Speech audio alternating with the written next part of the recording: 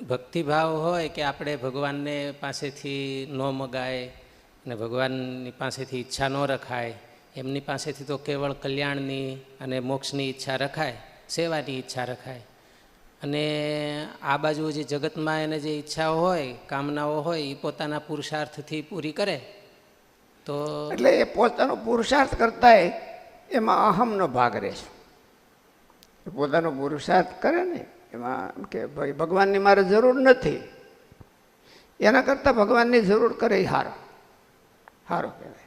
એટલા માટે એને દુઃખ થવું જોઈએ કે મારે આ સકામતા છે, એને મારી પાસે દર્દ થવું જોઈએ કે આ મારે બહુ સારું નથી, તો એને ભગવાનનું વધારે ધામમાં સુખ આવે એવું મહારાજે કીધું.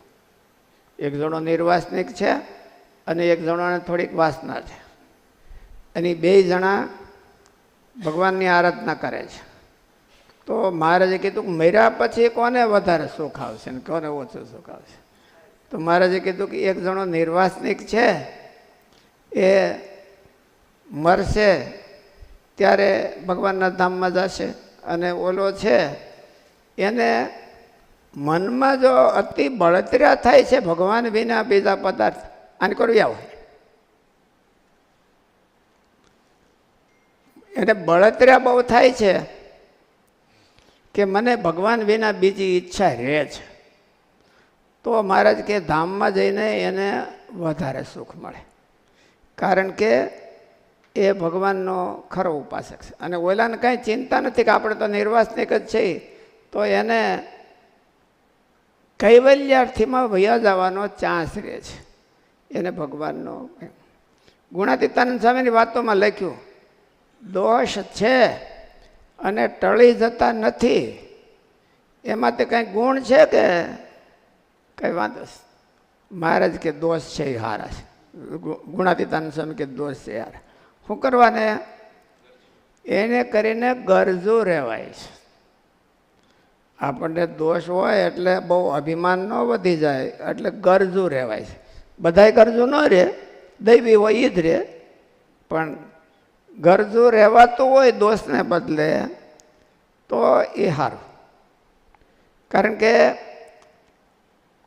ઓલો કાંઈ પણ પોતાનામાં ખામી ન હોય અને ગરજુ ન હોય, ભગવાનનું સુખ તો ગરજથી પ્રાપ્ત થાય છે. ભગવાનનું સુખ છે એ કદાચને બહુ ઝાઝા ગુણ મેળવા હોય અને ગરજ ન હોય તો એને એટલું બધું સુખ ન આવે. ગુણ ઝાઝા મેળવા હોય તો કાંઈ વાંધો નહીં, પણ ગુણ મેળવીને પછી એને ગરજ થવી જોઈએ, અને ગુણવાળાને ગરજ થાય નહીં જલ્દી, જો થોડુંક અભિમાન આવી જાય તો. એટલે એના કરતાં ગુણાતીતાનંદ સ્વામી કે થોડીક ખામી હોય સારી, થોડીક ખામી હોય ને એટલે જો ને નાના છોકરાને બહુ શણગારે ને પછી એક કાળી ટીલી કરે એટલે નજર ન લાગી જાય. એની જોડે ભગવાન છે એને કાંઈક થોડીક ખામી રાખે. પોતાની મેળે ખામી ગોતવી એ તો બહુ મોટાની વાત છે. મારે ગોપાળન સ્વામીને કીધું, ગોપાળન સ્વામીને કીધું, મહારાજે ઓલા 6 સદગુરુના પ્રશ્નોમાં ગોપાળન સ્વામીને પ્રશ્ન પૂછ્યો કે યોગ જે અષ્ટાંગ યોગ સિદ્ધ થાય છે એ ભગવાન અને સંતની કૃપાથી થાય છે. એટલે એનો અર્થ એવો છે કે કોઈ પણ સદગુણો હોય એ ભગવાન ને સંતની કૃપાથી આવે છે, પણ સદગુણો આવ્યા પછી આપણે બહુ ટાઈટ થઈ જઈએ. એટલે મહારાજ કે સદગુણો આવ્યા પછી એને ભગવાન અને સંત ગૌણ થઈ જાય છે. એનું કારણ શું? ગોપાળન સ્વામી કીધું કે મહારાજ એને અષ્ટાંગ યોગ સિદ્ધ થયાનું કંઈક અભિમાન આવે છે. મહારાજ કે અષ્ટાંગ યોગ સિદ્ધ થાય એટલે તો એ બ્રહ્મરૂપ થાય, અને બ્રહ્મરૂપ થાય એમાં તો કોઈ જાતનું અભિમાન હોય નહીં, સંભવે નહીં. તો એનો ઉત્તર બીજો કરો એમ. એટલે પછી મહારાજે ઉત્તર કર્યો કે એને સાયદી લેવી. બીજા કોઈક મોટા હોય આપણા કરતા પૂર્વજો, એની સાયદી લેવી. કે જેમ સુખદેવજી બ્રહ્મરૂપ થઈ ગયા હતા તો પણ સદાને માટે ભક્તિ કરતા હતા. હરેર ગુણાક્ષિપ્તમતી ભગવાન બાદરાયણી, એવા વ્યાસ ભગવાને શબ્દો એવા લખ્યા, ભગવાન બાદરાયણી. સુખદેવજીને વ્યાસ ભગવાન ભગવાન નહીં પણ સુખ ભગવાન. બાદરાયણ એટલે સુખદેવજી એમ. ભગવાન બાદરાયણી અધિગાત્મ હદાખ્યાનમ નિત્યમ વિષ્ણુ જનપ્રિય. અને તોય એ ભગવાનની ભક્તિ નિત્ય ભક્તિ કરતા હતા. એમ આણે એટલી સાયદી લેવી મોટાની. સાયદી એટલે ઉપદેશ લેવો, બીજાના ઉદાહરણમાંથી એટલો ઉપદેશ લેવો. એવું તો પણ કોઈક બહુ મોટા હોય તો કરી શકે, નકર માણસો ન કરી શકે. સાધક સામાન્ય સાધક ન કરી શકે. એટલે સામાન્ય સાધકને ભગવાન થોડીક ઢીલી મૂકી દે કે સામાન્ય સાધક હોય. ગુણાતીતાની સામે કીધું દોષ બધા તત્વના છે. એ જો ભગવાનનો આશરો ખરેખરનો હોય તો એને ભગવાન છે એ છેલ્લે વાંધો ન આવવા દે. આ દોષ છે શરીરને હારે પડ્યા રહેવાના. શરીર મૂકી દે એટલે પૂરું થઈ ગયું. શરીર ભાવના મૂકી દે. શરીર એટલે ખાલી શરીર મૂકી દે તો પૂરું ન થાય. શરીરની ભાવના મૂકી દે અને ભગવાનના ધામમાં વયો જાય તો એને સુખ વધારે આવે. સુખ વધારે એટલા માટે આવે કે એને ગરજ છે. ગરજથી ભગવાનનું સુખ આવે છે. સદગુણોનો ઢગલો હોય તોય ભગવાનનું સુખ આવતું નથી. એને ગરજ કેટલી છે, પછી ભલે એને ખામી હોય. એને ખામી હોય તો એ ખામી તો આ લોકની રહેવાની છે. જેને ખરેખરની ગરજ જાગી ભગવાનની તો એ તો ભગવાનના ધામમાં જ જવાનો. એટલે એને ભગવાનનું સુખ જાજુ આવવાનું.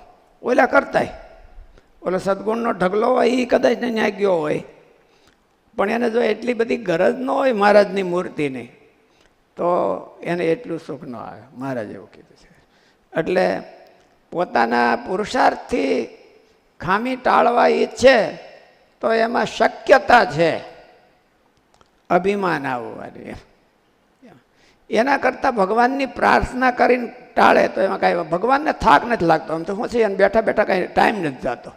એટલે એ આખા દિવસમાં ભગતનું કોઈ કામ કરે એક બે તો ગોતતા હોય છે ભગતને કે મને કામ ચીંધો એવો ભગત ક્યાં, મને કોઈ કામ ચીંધે એવો ભગત ક્યાં. એમાં નિર્વાસનિક ભગત પાસે તો કાંઈ મળે નહીં એને. એટલે કંઈક સકામ ભગત હોય એની પાસે જાય ભગવાને અને એનું કામ કરી આવે. એટલે ભગવાનને એમ થાય કે આજ મેં ક્યાંક કર્યું, આજે મેં કાંઈક કામ કર્યું. માણસને મનમાં એમ થાય કે આજે મેં કાંઈક ભગવાનનું કામ કર્યું, અને ભગવાનને એમ થાય કે મેં આજ કાંઈક ભગતનું કામ કર્યું. એટલે બેને સંતોષ બહુ થાય બે.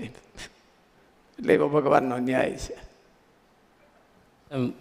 સેવક હોય, સેવક હોય, મોટા ભાગે સેવક હોય, હા, એ એવું ઈચ્છતા જ હોય કે ભગવાનને કે મોટા સંત હોય એના સેવક હોય તો કે એમને જાજી આપણે તકલીફ ન દઈએ, અને પોતે એમ કે સેવા કરે ને કામ કરી લે ને તો એને કાંઈ પોતાની ઈચ્છાથી કરતા હોય એવી રીતે તો એ બાદરૂપ કહેવાય કંઈ એમ કે તમે કીધું એ સમજાણું નહીં મને.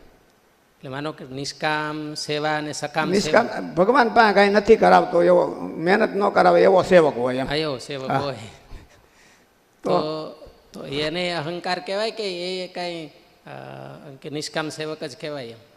એને એટલી બધી ઉતાવળ નથી. એક જણો એક મનમાં એવું એને મહિમા નથી સમજાણો ભગવાનનો. એક જણો બે ભગત છે, એક તમે કહો છો એવો છે નિષ્કામ છે, એક છે એ ભગવાનની પ્રાર્થના કરીને ભગવાનને ભલે મજૂરીએ લગાડે, આપણે એમ કંઈ મજૂરીએ લગાડે એવો છે. પણ એને પોતાના બળથી ખામી કાઢવા જાહે અને ભગવાનની પ્રાર્થના કરીને ખામી કાઢવા જાહે તો વહેલી કોની નીકળે? ભગવાનની પ્રાર્થના કરે એને એની જ નીકળે. એટલે એને ઉતાવળ છે કે ભગવાન તમે જલ્દી કાઢો. ઓલાને ઉતાવળ નથી, આપણે ગમે તે કાઢી લેવું, ભલે મોડી નીકળે. એટલે ભગવાનની પ્રાર્થના કરે એ સારું. ભગવાને એમ કીધું કે ઉદારા સર્વે એવે તે જ્ઞાની ત્વાત્મેવ મેં મતમ.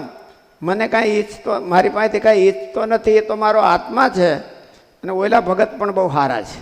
સારા છે એનો મતલબ એ છે કે મારી પાસે આવે છે ને, મારી ગરજ છે ને, અને ભગવાનની ગરજ છે એ બહુ મોટી વાત છે. ભગવાનની ગરજ છે ને, ભગવાનની ગરજ ઠેઠ લગી રહેવી. મહારાજે એવું કીધું કે સંપૂર્ણ સત્સંગ ક્યારે થયો કહેવાય? લોયાના પહેલા વચનામૃતમાં કીધું સંપૂર્ણ સત્સંગ ક્યારે થયો? એ બ્રહ્મરૂપ થયો હોય તો પણ દાસ માટેની સેવક, નાનામાં નાનો સેવક હોય એની સેવા કરે, ભગવાનની તો કરે, પણ દાસનો દાસ થઈને રહે. એનો અર્થ છે ગરજ. બ્રહ્મરૂપ થઈ ગયો હોય ને ગરજ ન હોય, અને ગરજ હોય ને દેહાભિમાની હોય તો શું સારું કયો?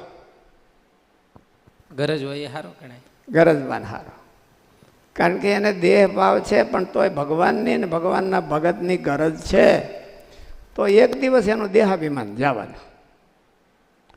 અને બોલો દેહાભિમાની નથી અને બ્રહ્મરૂપ થઈ ગયો છે, એને ગરજ નથી, તો એ કૈવલ્યાર્થી થઈ જાય, એ ભગવાન પાસે નહીં જાય. એટલે એ એક મોટું વિઘન છે ભગવાનના માર્ગનું. સ્વતંત્ર માઇન્ડ સેટ, સ્વતંત્ર માઇન્ડ સેટ. આપણને કહેનારું કોણ? આપણે જે જોઈએ એ બધું કરી લઈએ, આપણે હોશિયાર છીએ, એટલે એને સ્વતંત્ર માઇન્ડ સેટ કહેવાય. ભગવાનના માર્ગમાં સ્વતંત્ર માઇન્ડ સેટ જેટલો ભયંકર છે એટલી ખામી ભયંકર નથી. એટલી ભલે ખામીને લઈને એને ગરજવાન રહેવું પડતું હોય. ખામીને લઈ એને એમ થાય કે આપણે બરાબર નથી, એટલું એને ગરજ કરવી પડે, મોટા પુરુષોની ગરજ કરવી પડે, ભગવાનની ગરજ કરવી પડે, એની પ્રાર્થના કરવી પડે, એની પાસે ગરજ ખાઈને એમ ઓલો હલકામાં હલકી સેવા કરે, ગરજ કરે, તો એ સારું કહેવાય. જેને ગરજ નથી તેને ઘણી વાર ખામી ટાળવા માટે કોઈ પ્રયત્ન ન કરે. પછી માનો કે એવું હોય તો કે ખામીવાળા છીએ તો ઠીક છે, અને ગરજ રહે તો હાવ નિર્વાસની શું કામ થવું? ન કરે તો પછી કઈ મોડો જાય. ખામી ટાળવા માટે ન કરે. ગરજ મહત્વની વસ્તુ છે, ખામી છે એ મહત્વની વસ્તુ નથી, પણ ગરજ મહત્વની વસ્તુ છે. કદાચ ને કોઈક બ્રહ્મરૂપ થઈ ગયો ને એને ગરજ હોય તો એ ભગવાનને વધારે વાલો લાગે કે ખામી નથી ને પાછો ગરજવાન છે. ગરજથી ભગવાનનું સુખ આવે છે, સદગુણોથી ભગવાનનું સુખ આવતું નથી.